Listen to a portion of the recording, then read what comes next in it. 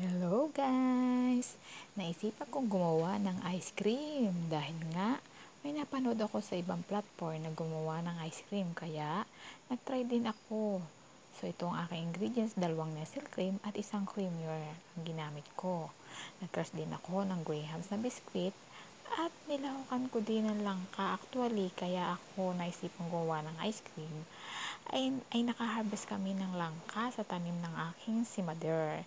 Ginayat ko ng maliliit ito at saka ko ito niluto at nilagyan ko rin ng kaunting asukal para namang may lasa pag inilahok natin sa gagawin nating ice cream. So inilagay ko na ang cream all purpose at saka inilagay ko na rin ang creamer. Yun. Inilagay ko na ang cream all-purpose nga. At inilagay ko na din yung creamer nga. Ay, pagkakit. Mekos-mekos na natin ng mabuti. Tapos, isinunod, mekos-mekos na natin yan.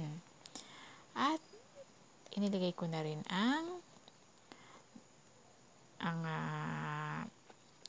dinurog na Graham's. Inilagay na rin natin ang langka. So, mekos-mekos muna yan. Mekos. Haluin ng mabuti para mix na mix yung creamer at saka yung cream all-purpose.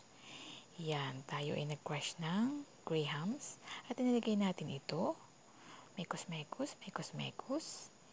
Ilagay na rin natin ang niluto nating langka. Ginayat natin yan ng maliliit. Yan. Imekos-mekos ulit natin yan. Mekos. Ay pagkaya na natapos nating haluin. So, ilagay na natin yan sa lalagyan ng ice cream. So, mekos ng mabuti para masarap. Yan, ilagay na natin yan sa lalagyan ng ice cream. At pagkatapos ay ilagay na natin yan sa freezer. Para kailangan natin sa magdamag yan, ilagay sa freezer. So, kinabukasan para atin na yan makain. So, side-side din natin yan, sayang yung nasa casserole. Yan. Okay na. So, ready na. Takpan na natin. At ilagay na natin yan sa freezer. Yan na ang ating finished product. So, tikman na natin. Diba? Masarap. Gustong-gusto ng aking anak. Halos maubos na niyan. Yan.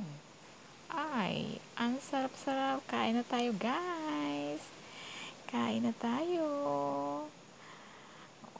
Diba? Masarap. Mas masarap pa yan sa mga nabibiling ice cream. Charot. Diba? At binigyan ko na rin yan si batang maliit ng ice cream. Kasi mahilig yan sa ice cream. Araw-araw may dumadaang ice cream dyan. Lagi siyang bumibili. Bye-bye!